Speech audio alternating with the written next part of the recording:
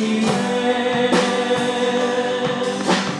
나를 아시고 나를 위해 하시네 되어 본스럽게 세우시네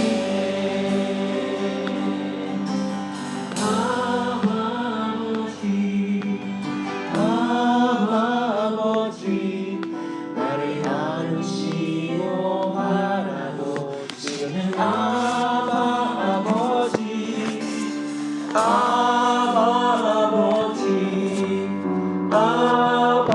아버지 나를 도우시고 힘주시는 아버지. 자, 다 같이 기도하겠습니다. 그 어떤 사람도 이해 못하는 것을 우리 하나님께서는 우리를 사랑으로 품어주시고 우리를 이해해 주십니다. 우리 안에 그 어떤 깊은 상처도 어떤 사람도 위로해 줄 수 없지만 우리가 주님 앞에 나올 때에 주님 앞에 우리가 손 들고 자복할 때에만이 우리 하나님께서는 우리를 받아주시고 우리를 사랑으로 안아주십니다. 오늘 우리 마음 가운데 그런 어려움과 아픔과 연약함이 있다면 우리의 모든 가식적인 그런 모습을 이 시간 내려놓고 순전한 마음으로 하나님 앞에 나와 예배하기를 원합니다. 하나님 있는 모습 그대로 나를 받아주시옵소서. 내가 하나님 인식하지 못하는 그 내 안에 있는 어떤 아픔과 상처들도 오늘 이 시간 하나님 앞에 들고 나오기를 원합니다. 치료에 하나님 치료하여 주시고 새 힘 주시고 우리를 회복시켜 주시옵소서. 함께 기도하겠습니다. 하나님 아버지 오늘 우리가 또 주님 앞에 나왔습니다. 하나님 앞에 나와 예배합니다. 우리 하나님 모든 영식적인 모습을 내려놓게 하시고 이 시간 하나님 벌거벗은 모습으로 하나님 그대로 내가 서기를 원하옵니다. 오늘 하나님 내 마음에 있는 허물들을 하나님 아시는 하나님 우리를 깨닫게 하시고 내 하나님 모든 아픔도 하나님께서 치유하여 주시고 어떤 사람도 이해하지 못하는 그 아픔들도 온전히 주님께만 하나님 나아갈 때 용서받을 수 있습니다. 하나님 나의 눈을 들어 주를 바라보게 하여 주시고 나의 마음을 열어 하나님 온전히 주님만을 찬송하며 하나님 앞에 나아가게 하여 주시고 입을 열어 주를 고백하게 하여 주시고 살아계신 하나님 내가 믿는다고 선포할 때에 모든 연약함과 아픔이 떠나갈 줄 믿습니다. 하나님 모든 우리의 가식적인 모습들을 내려놓게 하여 주시고 그 어떤 어려운 가운데 있더라도 사람들이 이해하지 못한다 할지라도 하나님 말씀 앞에 나올 때에 주님께서 위로하여 주시고 말씀하여 주시고 치료하여 주시고 새롭게 하여 주시고 우리를 회복하여 주실 것을 믿습니다. 우리 믿는 앞에 하나님 앞에 나아가기를 원하오니 성령 하나님 충만하여 주시옵소서. 우리가 힘있는 예배가 되게 하여 주시옵소서.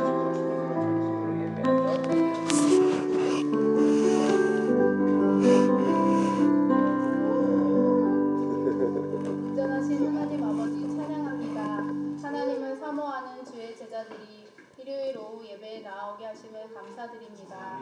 주님, 저희가 드려지는 이 예배에 저희의 삶과 제된 것들 모두 내려놓고 온전히 주님의 말씀을 듣는 시간 되게 인도하여 주옵소서.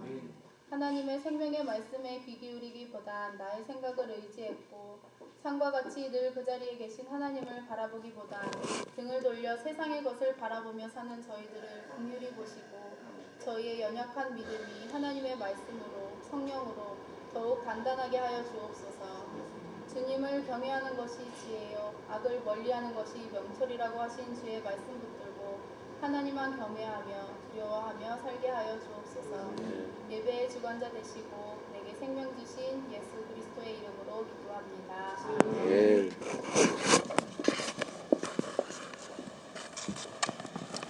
감사합니다. 할렐루야. 아멘. 주저 안 하고 그냥 이제 우리 본문 말씀으로 들어가겠습니다.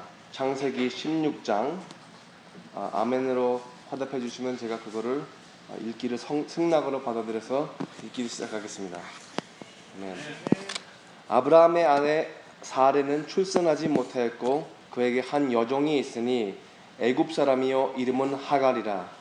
사레가 아브라함에게 이르되 여호와께서 내 출산을 허락하지 아니하셨으니 원하건대 내 여종에게 들어가라. 내가 혹 그로 말미암아 자녀를 얻을까 하노라 하매 아브라함이 사레의 말을 들으니라. 아브라함이 아내 사레가 그 여종 애굽 사람 하갈을 데려다가 그 남편 아브라함에게 첩으로 준 때는 아브라함이 가나안 땅에 거주한 지 10년 후였더라. 아브라함이 하갈과 동침하였더니 하갈이 임신함에 그가 자기의 임신함을 알고 그 여주인을 멸시한지라. 사레가 아브라함에게 이르되 내가 받는 모욕은 당신이 받아야 옳도다. 내가 나의 여종을 당신의 품으로 두었거늘 그가 자기의 임신함을 알고 나를 멸시하니 당신과 나 사이에 여호와께서 판단하시기를 원하노라. 아브라함이 사레에게 이르되 당신의 여종은 당신의 수중에 있으니 당신의 눈에 좋을 대로 그에게 행하라 하매 사레가 하갈을 학대하였더니 하갈이 사레 앞에서 도망하였더라. 여호와의 사자가 광야의 샘물 곧 술길샘의 곁에서 그를 만나 이르되 사레의 여종 하갈과 내가 어디서 왔으며 어디로 가느냐. 그가 이르되 나는 내 여주인 사레를 피하여 도망하나이다. 여호와의 사자가 그에게 이르되 내 여주인으로 돌아가서 그 수하에게 복종하라. 여호와의 사자가 또 그에게 이르되 내가 내 씨를 크게 번성하여 그 수가 많아 셀 수 없게 하리라. 여호와의 사자가 또 그에게 이르되 내가 임신하였은즉 아들을 낳으리니 그 이름을 이스마엘이라 하라. 이는 여호와께서 내 고통을 들으셨습니다. 그가 사람 중에 들나귀같이 되리니 그의 손이 모든 사람을 치겠고 모든 사람이 그의 손을 칠지며 그의 모든 형제와 대항해서 살리라 하니라. 하갈이 자기에게 이르시는 여호와 이름을 나를 살피시는 하나님이라 하였으니 이는 내가 어떻게 여기서 나를 살피시는 하나님을 배웠는고 함이라. 이러므로 그 샘을 부엘라헤로이라 불렀으며 그것을 가데스 베렛 사이에 있더라. 하갈이 아브라함의 아들을 낳음에 아브라함이 하갈이 낳은 그 아들을 이름하여 이스마엘이라 하였더라. 하갈이 아브라함에게 이스마엘을 낳았을 때에 아브라함이 86세였더라. 아멘. 잠깐 기도드리겠습니다. 하나님, 오늘 하루의 모든 일정이 다 맞춰지고 이제 사부 예배가 남았습니다. 하나님, 처음부터 지금까지 계속 주관해 주시는 성령님의 불로 우리의 마음을 감동하게 하여 주었고 또 우리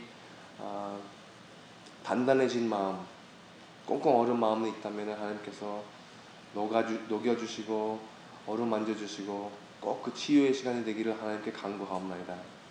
이 모든 것을 주 예수님 이름을 받들여 기도드렸습니다. 아멘. 안녕하십니까? 참 이거 한국말로 또 하려니까 좀 양해해 주시기 바랍니다. 오늘 아침부터 계속 눈에 뭐가 망가진 것처럼 뭐 계속 새면서 무슨 액체가 계속 흘러나오는데 은혜를 받아서 그런 것 같습니다. 오늘 사순절 5번째 주 사부 예배에 오신 것을 환영합니다. 우리는 이제 계속해서 영어 목회에서 그 창세기 강해를 듣고 있는데 오늘 설교 말씀 주제를 감찰하시는 하나님이라고 이렇게 했는데 그게 그 표현이 좀 옛날 표현이더라고요. 보니까 그 성경 말씀이 개역 한글 그 표현이 감찰하시는 하나님. 그 감찰한다는 그 뉘앙스가 우리에게는 좀 불쾌하게 들릴 수도 있잖아요. 뭐 이렇게 지켜보고 뭐 그런 것처럼. 근데 우리 그 현대 개역 개정에서는 살피시는 하나님이라고 번역을 해놨더라고요. 그래서 감찰한다는 표현보다는 수정해서 너무 딱딱해서 수정해가지고 살피시는 하나님이라고 막판에 한번 바꿔보겠습니다. 이제 강해를 들으면서 우리 영어 목회부서는 아브라함을 계속 꾸준히 보고 있는데 아브라함이 겪는 모든 사건들 속에서 꼭 하나님이 움직이심을 볼 수가 있습니다. 그게 이제 말씀 그대로 이렇게 하나님이 이렇게 하였더라 그게 아니고 그냥 하나님이 일하시는 것을 볼 수가 있는 거예요. 근데 우리 본문에는 이제 인물이 3명을 보겠는데 한번 살펴보십시오. 살아가면서 비슷한 일들을 당해보셨는지 혹은 그들의 성질이 우리에게도 있는지 한번 비교해보자면 우리 삶에 어떻게 오늘 말씀이 적용이 될까 그 귀를 기울일 수 있으면 좋겠습니다. 우선 사례를 보겠습니다. 창세기에서 지금까지 그 침묵했던 사례가 처음으로 말을 하는 장면이에요. 이 아브라함의 가족은 어떤 상황, 어떤 문제가 있는데 그게 거의 중심적인 특색으로 창세기 11장 30절부터 등장합니다. 아브라함 가족이 처음부터 소개될 때 이렇게 설명되고 있어요. 사례는 임신하지 못함으로 자식이 없었더라. 이 가족을 이야기를 할 때 뭐 다른 뭐 특색도 많이 이렇게 늘어놓으면서 이야기를 할 수 있는데 그게 거기 그 가족에서 중심점이 된 거예요. 그러니까 한이 맺힌 가족이죠. 자녀를 못 봐서. 물론 이게 작은 일은 아닙니다. 여러분들도 아마 동의하시겠지만 아이를 이 세상에 새 생명을 들어오게 할 수 있다는 것은 정말 큰 근본적인 기쁨이에요. 근데 그거는 옛날에 말을 하자면은 더욱더 그랬습니다. 여자의 그 사람으로의 가치가 이 기능으로 구실이 된 거죠. 그러니까 여자가 사람 구실을 하려면은 아이를 낳지 못하면은 사람 구실을 못한다. 그것도 그렇게 말해도 과정이 아니거든요. 그리고 옛날에 보면은 그 불임증이 거의 뭐 다 여자 탓으로 여자 잘못으로 그렇게 됐다고 생각을 하고 있었거든요. 그리고 아이를 낳는다는 것은 그 생태, 그 생명 생물학적인 어떤 기능이고 하나님의 그 디자인이거든요. 그러니까 이게 굉장히 큰 것을 못 이루고 살아가는 겁니다. 우리 와중에도 뭐 그런 사람이 있을 수 있어요. 우리 오늘 이야기가 그렇게 시작합니다. 사레가 아브라함의 그 아내가 아이를 못 낳더라. 그런데 생각을 해보면은 아브라함이 지금 나이가 얼마 정도 됐을까요? 벌써 80대가 넘었어요. 80대가 넘었고, 그리고 사례는 70대가 넘었고, 70대 후반, 70대 중반 정도. 근데 주석을 살펴보면은 그 사례가 염려했던 것, 거기에 그 집착을 했던 것이 혹은 악화되지 않았을까? 왜냐면은 좀 전에 보면은 아브라함이 하나님께서 아브라함한테 약속을 하세요. 언약을 하시는데 아브라함도 똑같은 불평을 하는 거예요. 뭐 이런 것을 다 하나님께 저한테 주신더러 무슨 소용이 있겠습니까? 나는 내 후손은 이 다마스커스의 그 엘리에셀한테 가는데 나의 후계는 나의 아들이 아닌데. 근데 하나님은 반드시 그래요. 아니다. 너의 육과 혈통으로 통해서 이게 이루어질 것이다. 그러면 사례는 이렇게 개선을 합니다. 만약에 내 남편으로 통해서 나온다면은 그러면 내가 잘못이지. 하나님이 나의 그 태포를 가리셨구나. 내가 아이를 못 낳게 하나님께서 만드셨구나. 그런 결론에 와 있는 거예요. 근데 기다릴 수가 없었죠. 생각을 해보면은 이 하나님의 그 섭리는 둘째치고 그 하나님의 그 언약, 하나님의 약속하신 것을 이루려고 사람이 나섭니다. 마침내 사라에게는 그 하갈이라는 여종이 있었거든요. 그 여종은 애굽 사람이었습니다. 그러니까 여기서 해결책이 생기는 거예요. 하나님께서 나를 아이를 못 가지게 하셨으니까 내 여종하고 동침해서 혹은 알겠느냐, 내가 내 가정을 이 여자로 통해서 이룰 수 있지 않을까, 그런 생각을 한 거죠. 그러니까 제가 읽어볼 때는 사례는 생각을 이게 충분히 한 거예요. 남편으로 통해서 이루어진다면은 내가 못 나는 것이고, 내가 아이를 못 낳으면은 해가를 통해서 나는 것도 나쁘지 않겠다. 물론 우리가 이 현대에서 이 이야기를 듣는다면은 참 이거는 아주 기가 막힌, 아주 말도 안 되는 말이죠, 그렇죠? 그런데 딱 보면은 아브라함은 반대를 안 합니다. 그냥 오케이 하고 그냥 넘어가요. 그리고 또 잘 보면은 그 당시에는 그 고대 문명에는 이렇게 아이를 못 낳는 가족이 이렇게 첩을 둬가지고 자손이 이루는 그것도 그렇게 사회의 그 보편적인 아주 보편화되어 있는 그런 습성이었습니다. 제가 알기로는 우리나라에서도 한 고조, 중조 할아버지 시대도 그런 일이 있었다고 혹여나 들은 적이 있거든요.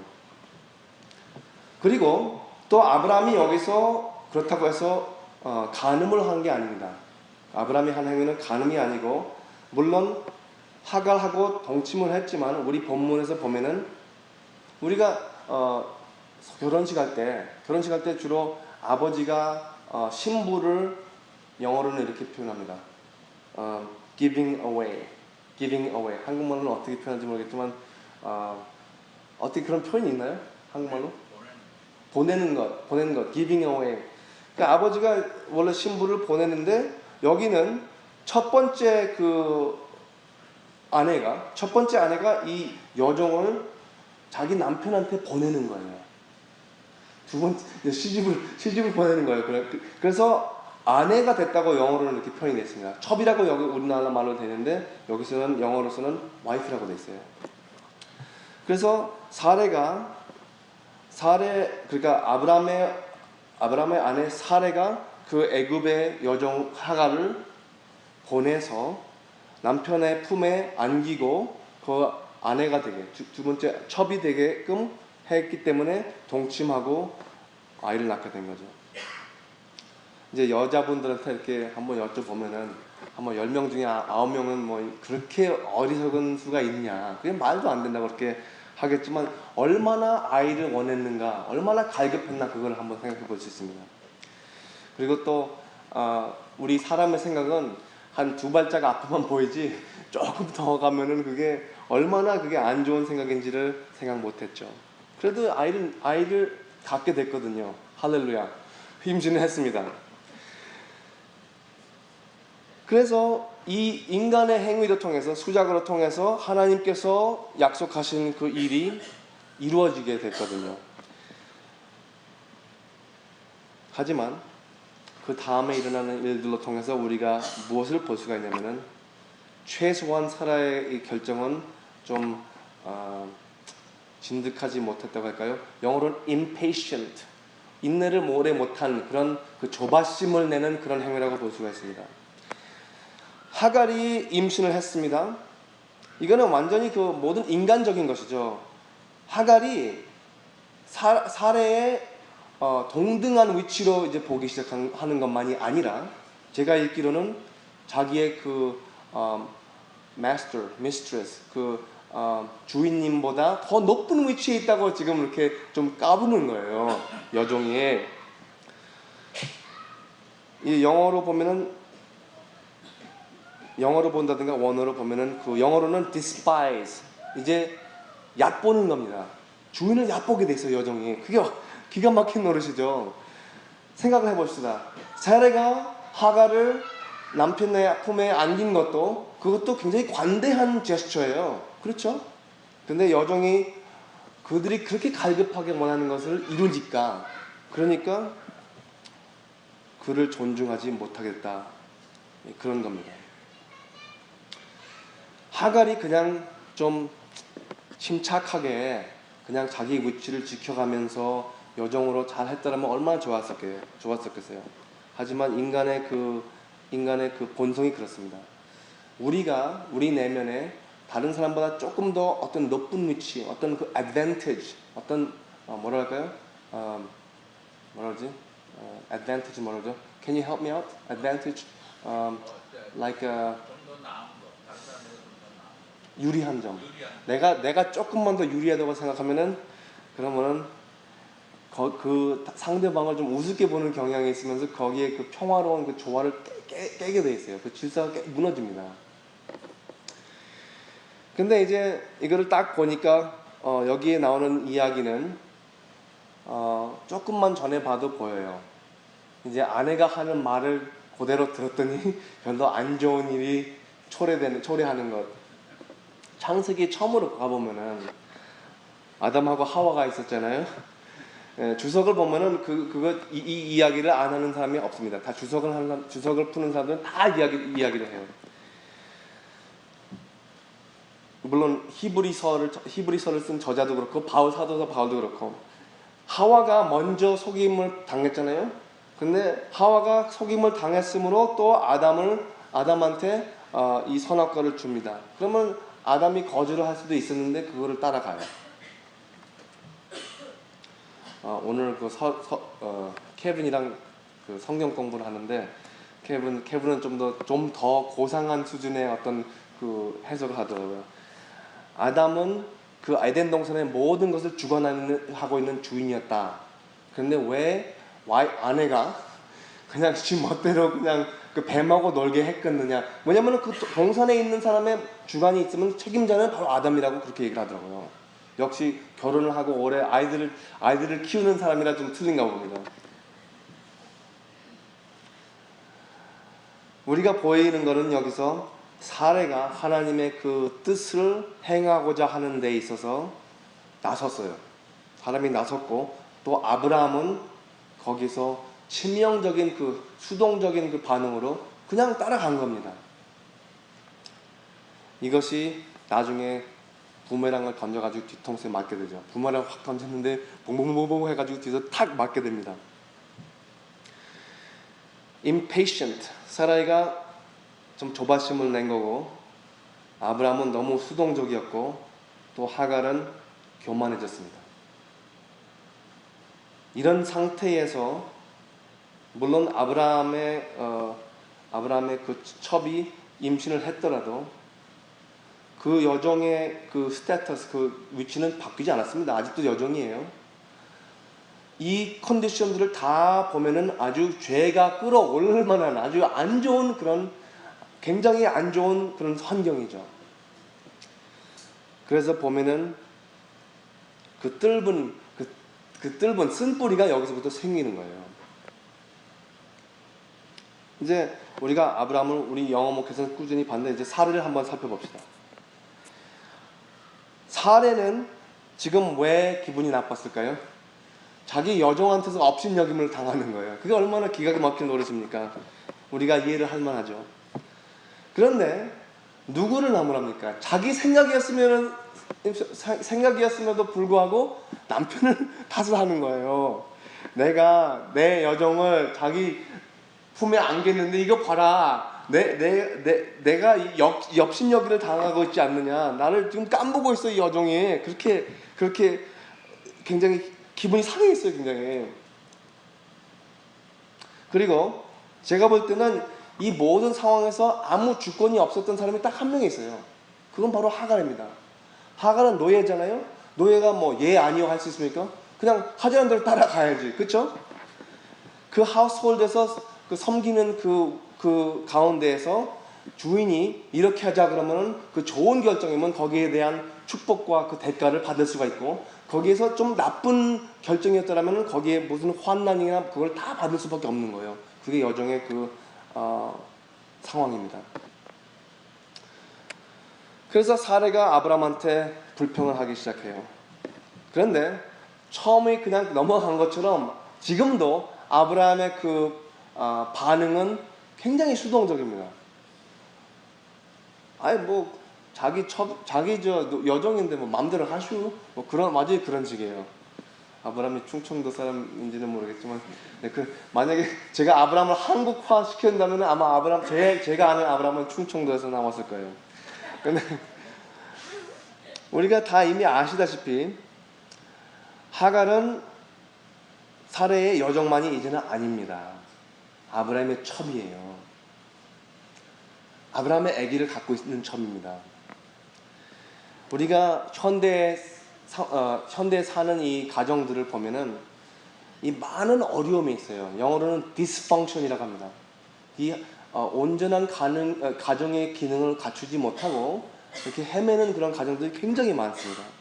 근데 우리 이 상황을 보면은 이거는 뭐 어떤 연속극에서도 보이지 못 따라갈 그런 그 컴플리케이션, 엉키고 뒤엉킨 것이 여기서 볼 수가 있어요. 그래서 사례는 그 자기의 분에 못 이겨서 하갈을 학대를 하기 시작합니다. 여기서 그 학대를 한다는 그 동사는 히브리어에서 애굽 사람들이 이스라엘 민족을 대할 때 했던 그 똑같은 단어예요. 생각해보자고요. 지나친 노동이나 아니면은 굉장히 비합리적인 그런 기대나 뭐 욕을 한다든가 욕설이나 뭐 모독, 심지어 폭행, 그리고 그냥 계속 짓누르는 거죠. 그냥 바가지 긁고. 상상만 해보세요. 여자가 한 가정에서 있는데 그게 남아 돌아가겠습니까? 너무나도 싫어서 하갈은 할 수 없이 도피를 하게 됩니다. 도망을 쳐요. 근데 지금 이 시간에 우리는 이 하갈의 관점에서 잠시 보면은 참 우리한테 유익할 것 같습니다. 하갈이 아브라함 그 가족의 족속에서 여종으로 섬겼다는 것은 안전한 환경에서 있었다는 것이에요. 이 사건 전에는 안전했습니다. 아브라함은 그 당시에서 왕들이 인정을 하는 대부, 굉장한 믿음의 조상이고, 또 하나님께서 굉장히 특별한 특권과 복을 주신 그런 인물이에요.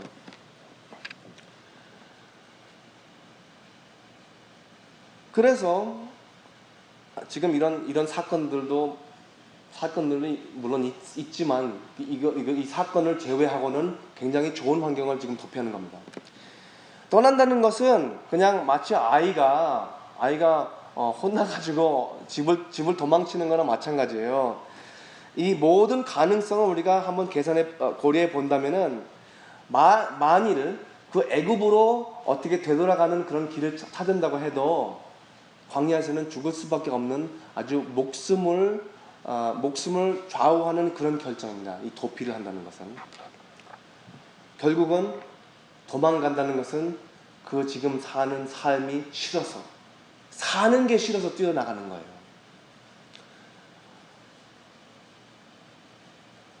이 사건이 터지기 전에 하갈과 그 사레의 관계는 어땠나 한번 생각해 봅시다. 만약에 사레가 하갈을 자기 남편한테 안길 만한 그런 존재라면은 관계가 좋겠어요? 나빴겠어요? 나쁜 관계는 아니었을 것 같습니다. 제가 보기에는 상당히 좋았던 관계라고도 볼 수 있겠습니다. 우리가 현대인으로서 이거를 읽어보면은 그냥 벌써 반응이 이건 완전히 틀렸다. 이거 어떻게 두 번도 생각할 필요가 없지. 그렇게 얘기를 할 수 있거든요. 물론 사례가 한 것도 틀렸고, 또 아브라함이 반응한 것도 틀렸고, 지금 여기 보자면은 오직 한 사람이 옳은 일을 한 거예요. 하갈이 도망을 치는 게 그냥 그게 옳은 일이죠. 생각해 보세요. 내 주인이 나를 이제 안 보면 되잖아. 사례가 나를 안 보면 되지. 내 얼굴 안 보면 되잖아. 그러니까 나 그냥 도망가고, 또 내가 떠나면은 우리 주인 아브라함하고 사례하고 화해하겠지. 내가 문제니까 내가 사라지면 될 게 아니야. 물론 사례한테 좀 존중하면서 이렇게 잘 했으면 됐을 수도 있는데, 벌써 학대가 시작하면은요 이미 늦었습니다. 벌써 다시 돌아갈 수 없는 선을 건넌 거예요. 그래서 그냥 죽으면 죽으리라고 광야로 떠난 겁니다. 이제 광야로 이렇게 가는데 생각을 해봅시다. 우리는 이제 애리조나에서 사는 사람들이기 때문에 이 한여름에 그 매서운 햇빛, 태양이 얼마나 사람을 죽이는지. 근데 이거는 육적으로만 고난이 아니죠. 그 아브람 가족에서 살면서 좋은 추억이 있었겠습니까? 있었죠. 이 사건이 터지기 전에, 그 마음에 멍들기 전에는 좋은 기억도 있었을 거예요. 그거를 잊어버리려고 계속 도망을 치는데 얼마나 힘이 들었겠습니다. 그러니까 거의 쓰러지다시피 해가지고 어떤 샘터에 와가지고 쉬는 거예요. 거기서 누구를 만납니까? 하나님의 Angel of the Lord, 하나님의 천사, 혹은 그 사자라고 하나요? 사자를 만납니다. 근데 여기서 만남을 한번 보시죠. 이 사자가 하갈, 사레의 여종아, 어디에서 왔고 어디를 가니? 이분은 이미 정체를 알잖아요. 이 하갈이 어디서 왔는지. 사레의 여종아, 그럼 말 다 했죠. 어디서 온 건지 뻔히 알면서 이 질문은 무슨 의문이냐? 하갈이 한번 돌이켜봐서 한번 곰곰이 생각해보라는 그런 기회를 주는 그런, 영어로는 rhetorical question. 그러니까 말을 할 때 어떤 하는 기술이죠.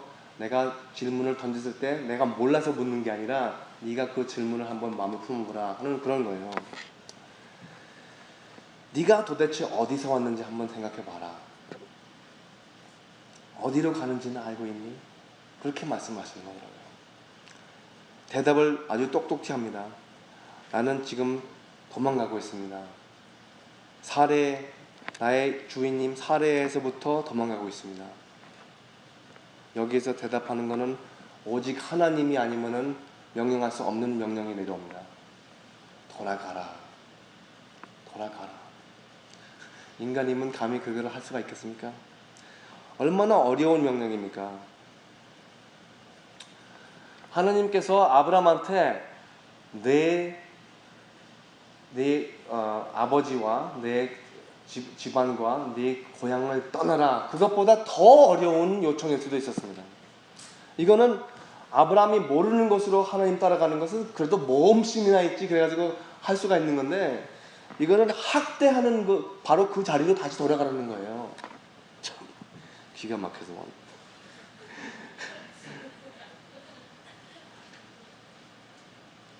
이게 어떻게 시작됐습니까? 이 자손, 후손에 대한 그 가치를 그렇게 높이 두어가지고 이렇게 일어난 일이에요. 발생된 게.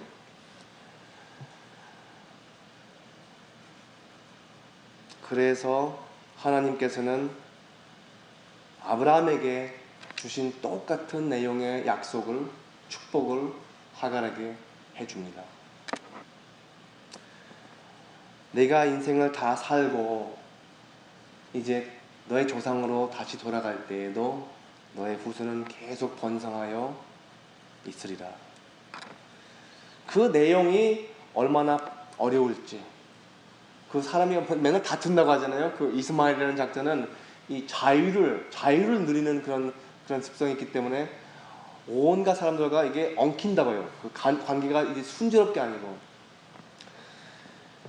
이 사건으로 통해서 일어난 일들이 아직도 우리에게 영향을 주고 있다는 것을 알고 있습니까? 이스마엘의 그 후손들이 누구냐면은 아랍 민족이 이스마엘의 후손들이에요.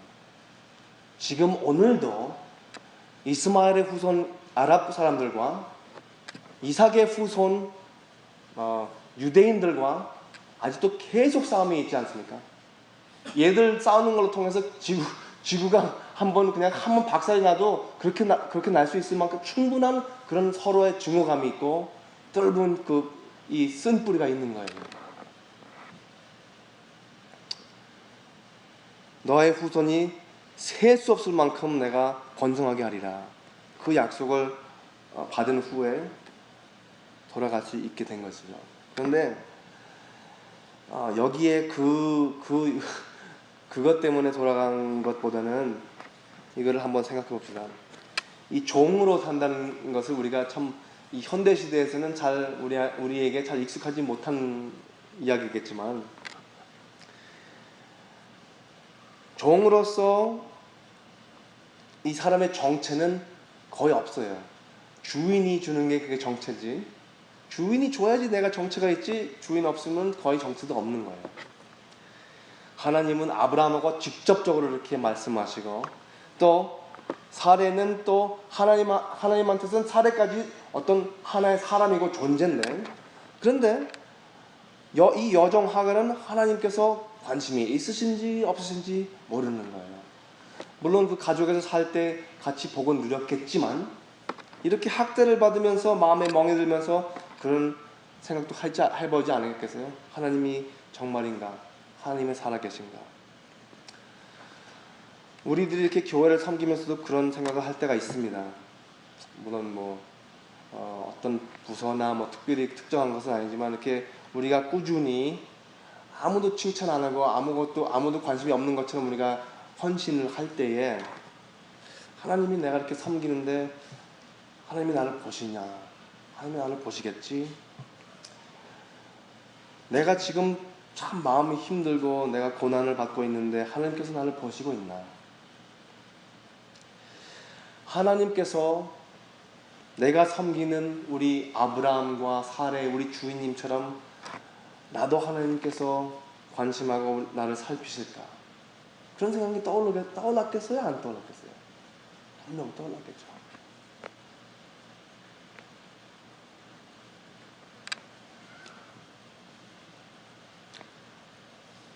우리 본문 말씀에서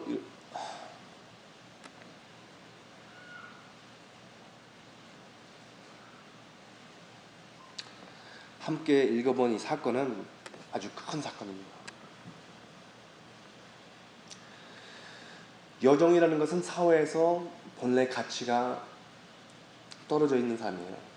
사람이 볼 때 좀 비하해서 보는 그런 존재죠. 그런데 하나님께서 봤다.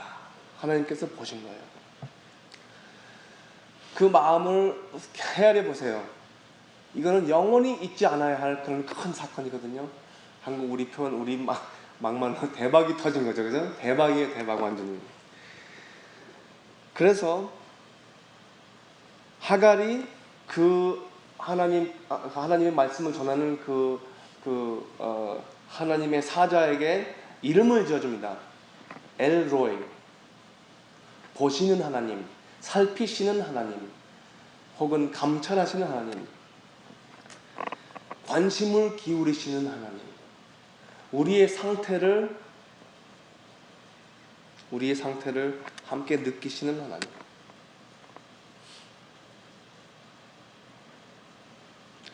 그런데 그 하나님을 만난 것만이 아니라 그 하갈은 지금 그 하나님을 봤다. 이건 완전히 나를 보시는 하나님을 내가 봤다는 거예요. 얼마나 큰 고백입니까?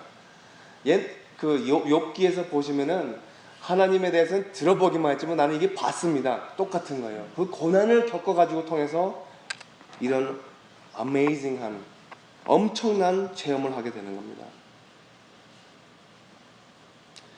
그래서 그 샘물터를 지금까지 비를라 하이로에, 아직도 카데슈하고 베레드 사이에 있는 그런 우물이라고 하고 있습니다. 이 이야기를 읽어보면서 느끼는 것이 떠오르는 게 있어요. 광야에서, 샘가에서 하나님의 사자를 만나는 이 광경이 어디서 뭐 좀 유사한 거 어디서 좀 본 것 같은데 그런 느낌이 안 떠오릅니까? 복음서에 보면 요한복음에서 요한복음 4장이 있어요. 하갈은 애굽 사람이죠. 애굽 사람이면은 그 이스라엘 민족의 혈통을 갖고 있지 않는 이방 사람입니다. 사마리아의 그 여인이 우물가로 나오잖아요. 거기서 누구를 만나죠? 예수님을 만납니다. 하갈은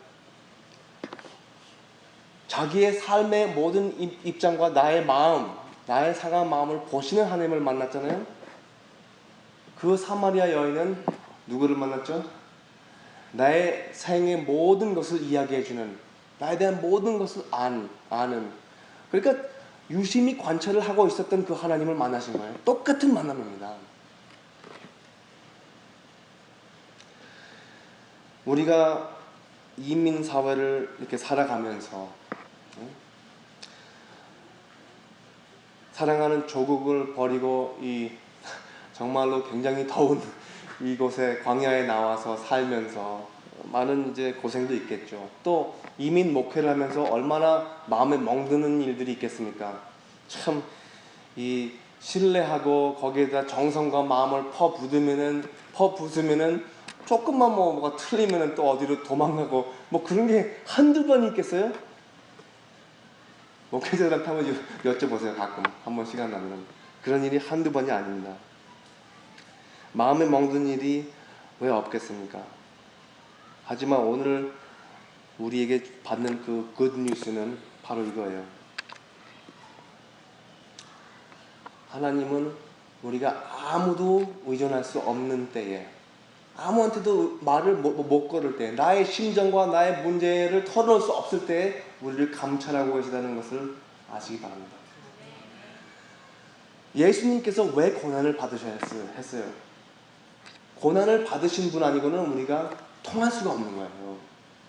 그래서 우리가 이제 살면서 모든 그 환난과 피해를 피하면서 살아갈 때에 저 염려되는 게 하나가 있어요.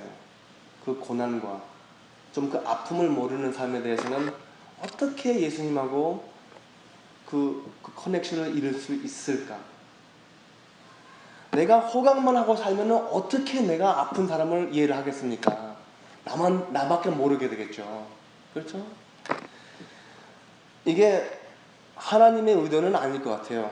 제가 하나님이 일부러 고의적으로 우리를 아픈 그런 곳으로 몰아간다고는 생각하지 않습니다. 우리의 약한 점, 우리가 무방비한 상태에서 죄를 저지를 때나 잘못할 때에, 물론 그럴 때에 생기는 그런 우리가 받는 봉변들, 그런 것들이 우리의 마음을 힘들게 하는 것이에요. 돌이켜보면 다 우리가 잘못이 있어요. 다 우리가 잘못한 게 있거든요. 하나님을 바라볼 때에, 하나님이 우리를 바라보실 때에 그렇다고 해서 네가 잘못했으니까 네가 고쳐, 그게 아닙니다. 우리가 아파하면은 거기에서 동시에 같이 함께 아파하시고 계시는 분이 우리 예수님이라는 거예요. 아멘. 이제 말씀을 정리하겠습니다. 이제 실용적인 어떤 권면을 좀 할 시간이 다가왔는데요. 이 본문을 읽고 느끼는 게 있지 않겠어요? 이거는 굉장히 기본적인 겁니다. 사례를 볼 때, 아브라함의 와이프 사례를 볼 때, 이 주인이다 보니까 이 남편이 그냥 자기의 그 의도가 있으면 그걸 밀고 나가는 거예요. 이게 옳은지 아닌지 그냥 자기 생각에는, 그냥 나의 생각에는 괜찮은 것 같으니까 남편한테 권해보니까 누구 남편이 또 뭐 그걸 또 거절합니까? 우리는 주님이 움직임을 기다리는 그런 그 습관이 필요해요. 특별히 여성분들을 제가 괜히 자꾸 하는 얘기가 아니고, 제가 또 뭐 결혼을 뭐 10년, 50년을 했던 그런 사람이라면 그걸 이제 말씀을 드리겠는데, 이거는 제가 뭐 경험상 하는 얘기가 아니고 말씀에서 보는 겁니다. 기다리는 것을 배워야 돼요. 기다리는 것. 때로는 기다리는 게 너무 중요하거든요. 그리고 다음 충고는 남성들에게 가는 겁니다. 저한테도 굉장히 다가오는 건 뭐냐면은, 저도 굉장히 치명적으로 수동적일 때가 있어요. 저는 기다리는 걸 너무 잘해요. 우리 어머니 아버지가 충청도 분들이라 이게 그 혈통이 느긋해가지고 그냥 앉아서 급하게 다들 이렇게 막 부랴부랴 하는데, 저는 마치 그냥 저기 뒤에서 잠도 잘 수 있어요. 그런데 너무너무 수동적으로 아내가 하는 대로 다 오냐오냐면 안 됩니다. 만약에 10번 동안 이렇게 하자 자기야, 이렇게 하자 자기야, 이렇게 하자 할 때 한 번쯤은 그래도 아닌 것 같은데 그게 나오지 못하면, 그러면은 남자 구실을 하고 있지 않고요. 그 가정에는, 남자 구실을 못하는 그 가정에는 불화가 있습니다. 우리나라 말 이런 말이 있잖아요. 아내 말만 잘 듣면은 뭐 누워서 떡이 떨어진다, 뭐 그런 말이 있나요? 누워서 떡이 떨어지, 뭐가 떨어져요? 케이크 떨어지나요? 물론 여성분들이 잘하는 게 되게 많아요. 남자보다 예리하고 센시티브하고 우리보다 그 사람을 이해하는 것, 아주 월등한 게 굉장히 많아요. 물론 남편이 아내 말을 들어주는 게 그게 사랑이지 않겠어요? 하지만 아내를 보호하는 차원에서 때로는 노를 할 수 있어야 되고, 그 줄을 굵게 넘어서지 못하게 지켜주는 것도 남편, 보이프렌드의 도리라는 것을 잊지 말기를 강조하고 싶습니다. 물론 이 저녁 설교 말씀을 그냥 강조, 무슨 뭐 윤리적인 것을 뭐 옳고 옳지 않은 것을 그것만 지적하는 것이 아니죠. 이제 하갈을 한번 생각해 보세요. 하갈이 뭐 주인을 깐봤다고 이런 그 고난을 받은 것만 강조를 할 수는 없습니다. 여기에서 중심적인 핵심적인 것은 그 여정도 하나님을 만났다는 것이에요.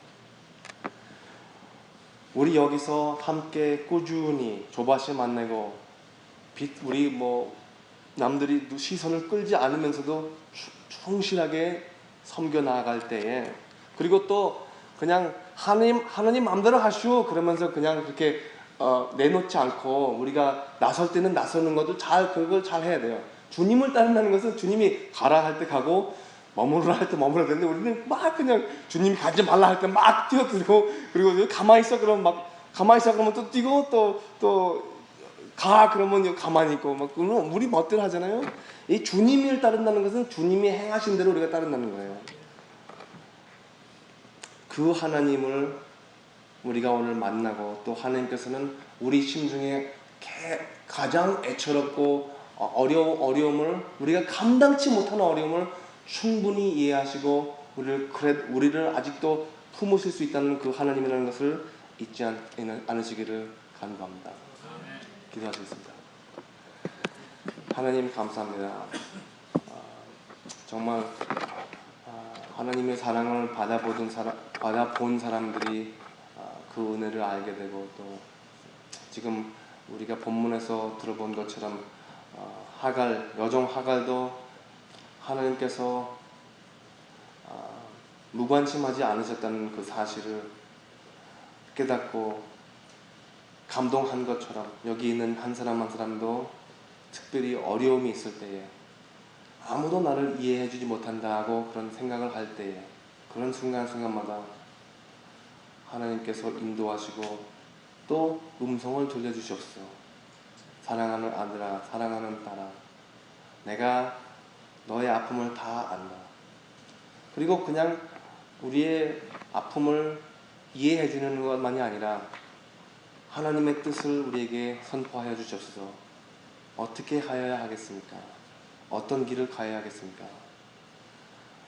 하갈이 하나님의 말씀에 복종한 것처럼 사례의 품에 다시 돌아가 그 주인을 섬길 마음을 주신 것처럼 우리에게도 하나님을 섬길 수 있는 그 각오를 한 번 하되 흔들리지 않게 잡아주시옵소서. 이 모든 것을 주 예수님 이름을 받들어 기도드렸습니다.